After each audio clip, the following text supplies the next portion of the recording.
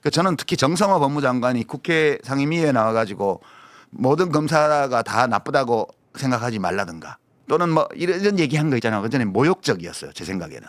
왜냐하면 지금까지 검찰개혁 주장한 사람이 검사가 다 나쁜 놈들이기 때문에 검찰 권한을 뺏으라고 해서 검찰개혁을 주장한 게 아니잖아요. 그 검찰개혁의 목표는 국민의 인권을 보호하는 거라는 걸 확고한 신념이에요. 근데 그렇게 검찰개혁을 하면 국민 인권 보호가 안 된다고? 무슨 그런 얘기가 있어요? 그러면 그거는 지금까지 조국 사태 때부터 시작해서 서초동에서 어마어마한 집회를 했던 그 모든 시민들을 모욕하는 발언이거든요. 저는 그런 거의 망언이었다고 생각해요. 그런 인식으로 이 검찰개혁 문제를 계속 다루게 되면 이재명 대통령이 굉장히 심각한 정치적 위기에 직면할지도 모른다. 이거는 보통 심각한 문제가 아니라고 저는. 뭐 정성호 장관의 주장이 논리적으로 맞다 안 맞다를 떠나서 민주당의 정신을 배신하는 걸로 간주될 겁니다. 진짜 조심해야 돼요. 이거 순식간에 날아갑니다. 뭐 국회의원 된 게 대단한 것 같죠? 별거 아니에요. 당원들이 외면하면 그냥 끝나는 거예요. 한참 전부터 벌써 위험하다고 봤어요. 구체적으로는 이제 대통령이 열심히 하고 잘하고 계신데 부담이 될까 봐 말을 좀 삼가해 왔는데 입법 예고라는 거는 그냥 되는 게 아니거든요. 그 입법 예고안을 확정하기 전까지 이거는 이제 법무부하고 행안부가 관련돼 있는 복수 둘 이상의 부처가 관련돼 있는 거잖아요. 그러면 이것은 국무총리실 산하에 추진단이 있었기 때문에 범정부적인 합의 없이는 입법 예고 나올 수 없어요. 그러니까 김민석 총리가 이거를 오케이 안 했는데 나왔다 그러면 이거는 정부 내에 무질서가 있다는 뜻이고요. 질서가 없다는 뜻이에요. 총리가 이걸 알고 내보냈다면 총리가 해명을 하고 바로 잡아야 돼요. 제가 한미 FTA 한참 진행될 때 약가제도 변경하는 거 입법 예고하는 문제를 가지고 김현종 당시 통상교섭본부장하고 여러 차례 대통령 주재 회의에서 충돌했습니다. 공개적으로 토론했죠. 토론. 보건복지부 장관 하실 때. 네. 결국은 그거는 총리실에서 개입해가지고 조정해서 입법 예고 기간이라든가 입법 예고 시점이라든가 이런 거를 절충을 했거든요. 그 정도로 부처 간 의견이 있으면 정부 내에서 그 정리하는 절차가 있어야 돼요. 만약 그런 절차가 없다 그러면 정부에 심각한 문제가 있는 거예요. 정부 내에. 그것이 정상적으로 작동해서 그런 안이 입법 예고되었다면 전체적으로 이 정부의 핵심 인사들의 인식에 문제가 있는 거예요. 저는 이제 이 얘기를 꼭 해주고 싶어요. 2003년 4월에 제가 보궐선거에서 당선이 됐는데 국회의원 선거에. 네. 그때 제가 그 고양시에서 선거운동을 하러 다니면 민주당의 오랜 지지자들인 분들이 저한테 뭐라고 했냐면 악수하면서 당신은 찍어줄게. 그러나 노 대통령 그러면 안 돼. 이게 뭐 때문이었냐. 대북 송금 특검법을 수용한 것 때문에. 저는 노무현 대통령이 그걸 수용하신 것이 논리적으로 법률적으로 하자 없다고 생각해요. 그냥 검찰이 무제한으로 들고 파는 것을 막기 위해서 한 면도 있고 그다음에 통치 행위론으로 이거를 거부권을 발동하기 어려웠어요. 왜냐하면 김대중 대통령은 모르셨던 일이기 때문에. 그 현대 쪽에서 이제 돈 보낸 게 문제가 된 거죠. 결국은 논리적으로 법리적으로는 옳은 판단이었어요. 그러나 그것을 평민당 시절부터 당원이었던 그렇죠. 메인스트림 핵심 지지층 쪽에서는 배신 행위로 간주한 거예요. 대통령 지지율이 초장에 확 무너지고 그러면서 집권당 내부에서 대통령을 비토하는 분위기가 일부 생기고 그게 이제 제가 장관 갈 때 유시민 입각 반대 하던 그때는 뭐 안정적 개혁을 위한 모임이 안개 뭐 거기도 다 날아갔습니다. 거의 다. 그렇게 되면서 결국 탄핵으로 이어지거든요. 야당이 만만하게 보고 지지율이 낮으니까. 그러니까 이 검찰개혁 문제는 법리적이고 논리적인 문제이기도 하지만 그것만이 아니에요. 이거는 맞습니다. 2002년 노무현 대통령이 검사와의 공개 토론을 시작한 때부터 시작해서 25년 가까운 세월 동안 축적되어 있었던 그러니까 민주적 국민정당으로서 민주당 핵심 지지층 여기에서 하나의 깃발 같은 존재가 된 거예요. 만약 그 수사기소 분리라는 이 대원칙을 철저하게 실현하기 위해서 제도 변화를 했다가 일부 부작용이 생기잖아요. 그러면 나중에 보완하면 돼요. 지금 무슨 보안 수사권이니 하나 되지도 않는 이런 얘기들을 가지고 첫 번째는 우선 합당이 바람직한가? 바람직하다면 어떤 식으로 해야 되냐? 그러니까 합당에 반대하는 사람은 합당에 반대하는 이유를 얘기를 해야 돼요. 절차를 가지고 시비 걸지 말고요. 자기가 찬성하면 절차 가지고 시비 걸겠어요? 그러니까. 내심 반대하는데 반대하는 이유를 말할 수 없을 때 절차 갖고 시비 거는 거. 해선 대표님 그 연결식 때 그 추도사 했던 분들 중에 마지막으로 한 분이 백낙청 교수가 하셨어요. 그거 잘 보셔야 돼요. 지금 이 합당 문제를 논하는 분들은에 대해서 의견을 내는 분들은 그 백낙천 교수의 추도사 마지막 부분을 주목하셔야 돼요. 정확하게 이 민주적 국민정당이 정치인 이해찬의 필생의 과제였다는 점을 얘기하셨어요. 거기서. 그러니까 백낙천 선생님은 워낙 잘 이해하세요. 그 민주적 국민정당으로서의 민주당이 모든 짐을 떠안고 국가를 운영해 가는 것이 좋은지 변혁적 중도라는 표현을 하셨는데 변혁적 중도 하여튼 그게 뭐든 간에 변화를 지향하는 중도 정당으로서 다른 정당을 아우르면서 연합해서 정치 한국을 운영해 나가는 것이 좋은지에 대해서 생각해 봐야 된다는 취지로 말씀하셨어요. 백낙천 선생 자신은 의견이 다르다고 얘기했어요. 이해찬 대표하고. 그게 핵심입니다. 조국당이 민주당과 따로 존재하면서 연합 정치를 하는 것이 우리나라에 좋은가? 한국 정치에 좋은가? 아니면 두 당을 합쳐서 한꺼번에 가는 것이 좋은가? 합쳐서 한꺼번에 가는 것이 이해찬의 기획에 가까워요. 그러니까 합치지 않고 따로 가면서 지혜롭게 공존을 모색하는 것이 백낙천 선생의 변혁적 중도주의 기획에 가까워요. 이해찬 총리의 답은 뭐냐? 합칠 수 있으면 빨리 합치고 합치는 게 어려우면 공존해라. 이게 답이에요. 아니 무슨 절차가 어떻다 시비 걸지 말고요. 우선 각자는 조국당은 이제 저는 생존할 수도 있다고 보는데 생존할 만한 지혜와 역량이 있냐. 구조적으로는 생존할 수 있는데 대통령이 되어서 나라를 책임질 자세를 갖고 있다면 합쳐야 돼요. 빨리. 그러니까 지류에는 큰 배를 띄우지 못해요. 큰 배를 띄우려면 반드시 본류를 타야 됩니다. 지류를 타면 저처럼 될 거예요.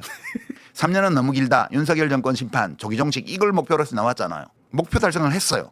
그럼 해산하는 게 맞아요. 근데 조직이라는 걸 한번 생기고 나면 계속 생존하려고 그러거든. 어느 것이 정답이라고 자기들도 확정할 수가 없으니 대표에게 정권을 준다. 그 잘한 결정이. 그것을 당의 이익을 중심에 놓고 논의하지 말고 대한민국과 국민의 이익, 한국 정치 전체를 놓고 고민하시라고요. 무슨 왜 내한테 미리 얘기했냐 내가 성질 내면요. 이게 민주당 정치인들 잘 보셔야 돼요. 당대표나 당 지도부를 비판하는 거 언제나 필요한 일이. 당원들이나 시민들이 볼 때 아, 일이 잘 되게 하려고 저렇게 비판하는구나. 대한민국이 어떻게 되면 더 좋아질까? 어떤 것이 국민에게 더 좋을까? 이걸 고민하면서 서로 의견이 있구나. 이러면 괜찮아요. 그런 사람. 그럼 귀신같이 알아봐요. 네, 그런 사람은 국민들이 알아줘요. 근데 기분 나빠. 그래서 자기 감정을 못 이겨가지고 화가 나서 공격한다든가. 알량한 자기 이익을 위해서 한다든가 이런 인상을 좀 그다음 차례로 날아가거든요. 네, 지금 위험 수위에 와 있는 정치인들이 여러 보여요. 빨리 이해찬 회고를 읽으시죠. 국힘당 정치인들도 한번 읽어보세요. 이 한 정당을 발전시킨다는 것이 얼마나 긴 세월에 걸쳐서 얼마나 집요한 노력이 있어야 되는 일인지에 대해서 네. 적에게서도 배우려는 의지 이런 것들을 좀 촉구하고 싶어요. 이게 정치인 이해찬의 그 정치적 유언장이에요. 그게 정치인으로서 활동하는 마지막 시간이라고 그때 그 대통령 선거가 마지막 시간이 될 거라고 예측하셨어요. 자신의 정치 활동이 그때 끝날 걸로 보고 2022년에. 그런데 윤석열이 돼버렸죠. 그러니까 좀 더 오래 살려는 노력을 전혀 안 하셨어요. 그러니까 라이프스타일을 몸이 많이 편찮아지시고 나서도 그대로 가져가셨거든요. 이 책을 쓸 때도 그렇게 좋지는 않았어요. 건강이. 술을 계속 드셨더라고. 그거는 이제 옛날 고문후유증으로 인한 그런 고통 이런 것도 좀 있었고 본인 스스로가 좀 더 연명하기 위해서 라이프스타일을 바꿀 생각이 없다. 그런 걸 분명히 하셨기 때문에 그 바람 불어서 촛불 꺼질 때 말고 초가 다 타서 촛농이 다 없어져서 심지만 남았을 때 있잖아요. 완전 연소. 예, 맨 마지막에 화르르 해서 심지가 타면서 꺼지거든요. 딱 저는 그런 모습으로 지금 생각해요. 그러니까 슬프긴 한데 노무현 대통령 돌아가셨을 때 같은 그런 아픔? 그때는 진짜 물리적으로 가슴이 아팠고요. 지금은 이제 그런 건 없고 그냥 슬픈 거죠. 좀 일찍 가셔. 헤어져서. 정말 예, 깔끔하세요. 마지막까지 공적인 일을 하다가 그럼요. 노병이 전선에서 마지막 발걸음을 내디딘 거하고 비슷한 거예요. 이거는. 그렇게 받아들이는 것을 좋아하실 것 같아요. 1980년 그때 서울의 봄 때죠. 그 학교 안에서 이렇게 기자들을 몇 명 여러 명 이렇게 몰고 다녔어요. 그 서울대 출입 기자들을. 그때 이제 민감한 시기였기 때문에. 뭐 네. 복학생 이 발언 기회를 차단하려고 했고 네. 그때 올라온 복학생이 이해찬 네. 복학생 회장이었고 네. 너 뭐야 이 자식아. 그래서 며칠 후에 이제 만나서 죄송하다고 했습니다. 그때 처음으로 면대면으로 알게 됐고요. 처음부터 좋았어요. 저는. 예. 되게 말씀이 이렇게 알아듣기 쉽고 취지가 뚜렷했어요. 대화를 해보면 무슨 말을 금방 하는지가 알죠. 분명한 분을 저는 좋아하거든요. 그때부터 그렇게 연을 맺어서 대표님이 그 정치를 택한 거는 김대중 총재의 권유도 있었고 이제는 역사의 전장이 어디에 될 것인가 어디가 될 것인가 라고 봤을 때 이제 정치다. 이제 제도로서의 민주화를 할 수 있는 기초가 만들어졌다. 자기 몸을 더럽혀야 세상을 정화할 수 있는 거죠. 그런 각오로 간 거죠. 88년도에 당선이 되시고 네. 그때까지 저는 이제 경찰에서 공식 수배는 아닌데 쫓고 있어가지고 숨어 있다가 이제 보좌관이 되면 이제 수배도 해결해 주겠다고 그러시거든요. 실제로 잡으러 왔어요. 걔들이 제가 국회에 보좌관 등록 신청을 하면 신원조회가 그때 그 당시 안기부에서 이제 진행이 되는데 한 달이 넘도록 신원조회 결과가 안 나오고 있었고 지구당 사무실 근처로 애들이 나를 잡으러 와가지고 길거리에서 나를 잡았어요. 제가 뒹굴면서 영장도 없이 사람 잡아간다고 소리 질렀더니 그 대학동 지금 그때는 신림구동 거기 고시생들이 한 50명이 와르르 몰려와서 그 형사들 10명하고 멱살잡이하고 그 사이 저는 도망쳤죠. 그리고 그날 밤에 이해찬 의원, 초선 의원이 치안본부장한테 10원짜리 100원짜리 섞어가면서 전화로 욕을 하고 그 다음날 해결됐습니다. 예. 그래서 이제 보좌관 등록도 하고 제가 그 경찰에서 쫓고 있을 때 그 강북의 은평구 신사동 연립주택 반지하에 숨어서 살았거든요. 그래서 보좌관이 됐으니까 그걸 이제 보증금 50만 원짜리인데 제 전 재산이 50만 원이었어요. 그때 29살 무렵에. 그 집이 없잖아요. 그 전세는 뺐는데 그래서 그 집에서 살았어요. 제가 이해찬 의원 집에서 결혼할 때까지 한 5, 6개월 정도를 그 이해찬 의원의 어머니가 해주시는 밥을 먹으면서 그 집에 살면서 일을 했어요. 결혼한다고 해서 이제 신림동에 집을 얻고 그 과정에서 돈이 없으니까 이제 고민할 때인데 김정옥 여사가 본인 결혼 예물 반지였던 다이아 반지가 있는데 이제 제가 돈이 없고 하니까 신부한테 줄 반지로 그거를 다시 반지를 맞췄으면 어떻게 했냐고 해서 그 다이아를 주셨어요. 이야. 2부짜리 다이아. 그래서 제가 그걸로 반지 만들어서 썼죠. 왜 이총리가 반지까지 주고 그렇게 보좌관을 꼭 쓰려고 했을까? 이해찬 선배는 진짜 군더더기가 없는 분이었어요. 그 본인의 사적인 욕망이라든가 또는 손익 계산이라는 게 느껴지잖아요. 근데 그거 있는 게 당연하죠. 그런 게 누구나 다 자기 중심성이 있으니까 그렇게 있을 수밖에 없어요. 지나치지 않으면 뭐 나쁜 것도 아니거든요. 근데 이분은 어떤 사안에 대해서 논의를 하면 이것이 필요한가 아닌가, 옳은가 아닌가 이것만 따지지 자신에게 어떤 이익이 될 것인가에 대해서는 그런 걸 생각한다는 느낌 자체가 없는 분이에요. 그래서 그런 점이 좋았고요. 그 점이 진짜 좋았어요. 노무현 대통령도 그랬거든요. 교육부 장관으로서 일을 하고 국무총리로 일을 하고 쭉 했던 거예요. 탈당도 3번씩이나 그 과정에서 하고 7번 출마해서 7번 당선되는 동안 소속 당명이 다 달랐다는 거. 단순히 이해찬이라는 정치인이 자기 기억에 있는 걸 쓴 게 아니고요. 형식은 최민희 의원이 묻고 이해찬 대표가 답하는 형식으로 돼 있지만 한 2년 걸렸어요. 그러니까 매 시기별로 구술을 할 때마다 그 시기에 같이 일했던 사람이 배석했어요. 저도 여러 차례 배석해. 말씀하시면 배석한 사람들이 그때 이랬고 저랬고 같이 기억도 좀 다듬고 서로 기억이 다르면 자료도 찾아보고 이 대화체로 돼 있지만 이거는 사실은 다 검증이 된 기록이에요. 역사 기록. TK 지역의 민정당, 충청도의 신민주공화당 이게 이제 보수정당 또는 우익정당 또는 극우정당이고요. 그다음에 PK의 김영삼의 통일민주당 이게 이제 중도보수 또는 중도리버럴 이런 정당이었고요. 그다음에 평민당 비슷한 성격의 호남에 기반을 둔 평민당이 4개가 있었어요. 근데 대선을 치르면서 이해찬이라는 운동가가 관찰을 해보니까 앞에 2개는 이거는 민주화의 걸림돌이고 우리가 싸워야 될 적이에요. 그럼 통일민주당은 신뢰가 안 가는 거예요. 거기다가 대통령 선거에서 김대중 후보가 3등을 했네.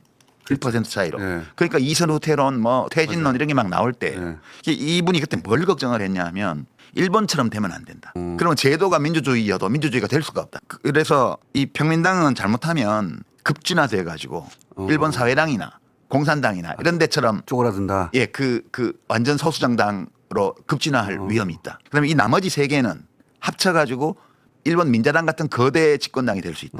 일본 자민당 같은. 이렇게 되면 지금까지 민주화 운동을 해온 게 아무 소용이 없다 이거는. 이 평민당 말고는 우리가 장기적으로 볼 때 민주주의를 실제로 구현해 나가는 정치 주체로서의 정당이 될 수 있는 유일한 세력이다 여기가. 이 사태를 우려하면서 지금 평민당을 살려야 된다. 이거는 지금 호남이라는 농업 중심의 지역에 고립돼 있는 정당인데 이 당을 살려서 전국적 기반을 가진 정당으로 발전시키지 않고는 한국 정치를 앞으로 밀고 나갈 수가 없고 민주주의를 실현할 수가 없다 이렇게 판단을 한 거예요.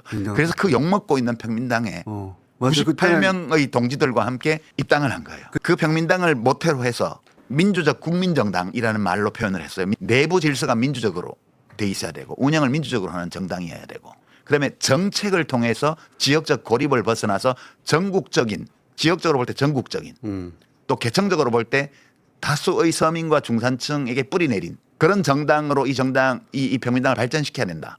그렇게 판단을 하고 그 당에 들어온 거예요. 그리고 그 기획을 정치하는 동안 40년 가까운 세월 동안 계속 밀고 나온 거예요. 지금까지. 그렇죠. 이 기획을 35년 동안 밀고 나와서 완성까지는 아니지만 거의 완성을 목전에 둔 상태로 가신 거고요. 2002년도 대선을 앞두고 정동영 의원이 중심이 되어서 동교동계에 들이박았잖아요. 그때 김대중 대통령이 정당에서 손을 뗐어요. 평민당에서. 이해찬이 정당에 들어올 때는 사당 체제가 되어 있었고 평민당이 이제 중앙 정치에서는 민주화를 추진하는 세력인데 정작 그 평민당 자체는 왕정이었다고요. 김대중 총재가 대통령이 되어서 당 총재를 임명하는 시스템이었어요. 그리고 야당 시절에는 전국구 의석 팔아가지고 돈 마련해서 수도권에 젊은 후보들 지원하고 이렇게 해서 김대중 총재 혼자서 당을 꾸려온 그런 왕정이었어요. 근데 2001년도에 이 왕정이 무너진 거예요. 그럼 어디로 가야 돼요? 공화정으로 가야죠. 근데 공화정으로 갈 수 있는 토대가 안 돼 있으니까 귀족정으로 가는 거예요. 개파 보스들이 나눠 먹는 정당으로 가게 돼 있었어요. 그 2002년도에 그거를 막아보기 위해서 국민 경선을 도입한 거예요. 정당을 김대중 대통령이 지배하던 그 당시 여당이에요. 이 정당을 대단한 걸출한 지도자가 다스리는 왕정에서 다수의 시민들이 참여해서 중요한 의사결정을 하는 공화정으로 전환시키기 위해서 한 최초의 기획. 그게 국민경선이었고 그 흐름을 탄 것이 노무현 후보였고요. 그때 그 당으로 밀고 들어온 게 노사모였어요. 진짜 열린우리당을 창당해서 당원이 주인되는 정당. 내부가 공화정으로 되어 있는 정당을 해보려고 했는데 정치인 누구도 이 기획에 관심을 보이지 않았어요. 운동권 출신의 여러 계보들이 있었고 지금 우원식 국회의장이 포함되어 있는 소위 GT계 여기 국회의원들 아무도 관심 보이지 않았어요. 그때 유일하게 관심 보인 사람이 이해찬 의원이었어요. 그러니까 이해찬이라는 이 정치인은 마음속에 민주적 국민정당의 꿈을 계속 가지고 있었던 거예요. 근데 그게 열린우리당 기획이 나중에 실패해서 대통합민주당으로 가잖아요. 희망이 없다고 그때 탈당을 한 거예요. 그 아직 인터넷도 보편화되지 않았던 모바일은 상상도 할 수 없었던 그 시점에 생각했던 그 그림대로 자신의 생애 전체를 통틀어서 새로운 기술적 변화에 적응하면서 받아들이면서 여기까지 온 거예요.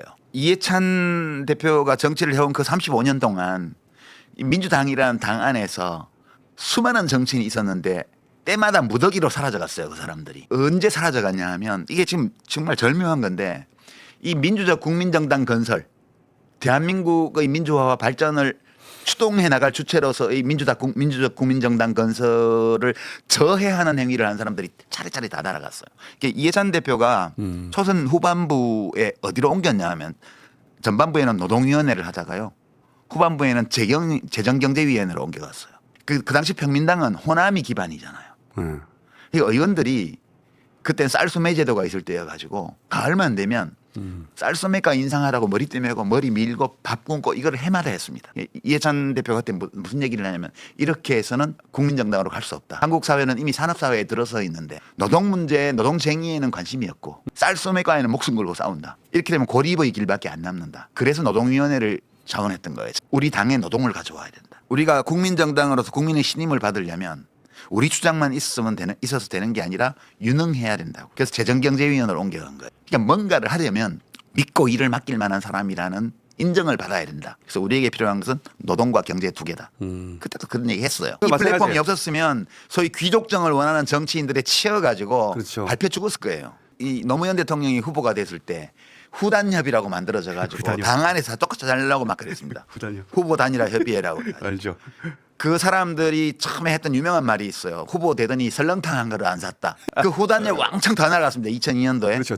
열린우리당 망가지고 나서 대통합민주신당 주도했던 사람들 손학규 전 대표 포함해서 다 끝났습니다. 이 국민정당, 민주적 국민정당의 내부 시스템을 수용을 못 해가지고 그 당원들이 압도적으로 뽑아놓은 당대표를 잡아가라고 가서 막 국회에서 체포동의안 찬성표 몰래 찍고 싹 다 날아갔습니다. 진짜 우연히 벌어진 일이 아니에요. 그러니까 이게 이해찬의 기획이라는 거는 역사의 흐름을 보는 거예요. 매번 중요한 선거나 정치적 고비가 있을 때마다 뭉텅뭉텅 정치인들이 날아가는 모습이 왜 나오냐. 이해찬 대표는 매번 그 메인스트림을 새로 만들어내는 일에 가담했어요. 민주당에서 정치하시는 분들은 이 이해찬 대표의 정치적 유언장을 읽으셔야 돼요. 자신이 정치인으로서 올바른 입지 올바를 뿐만 아니라 자기에게도 이익이 되는 입지를 가져가기 위해서는 구체적인 상황 속에서 이 원칙에 입각해서 그 문제를 어떻게 대처했는지가 다 나와 있어요. 지방의원 출마를 하려는 사람을 포함해서 모든 민주당에서 직업 정치를 하는 사람들이 보셔야 돼요.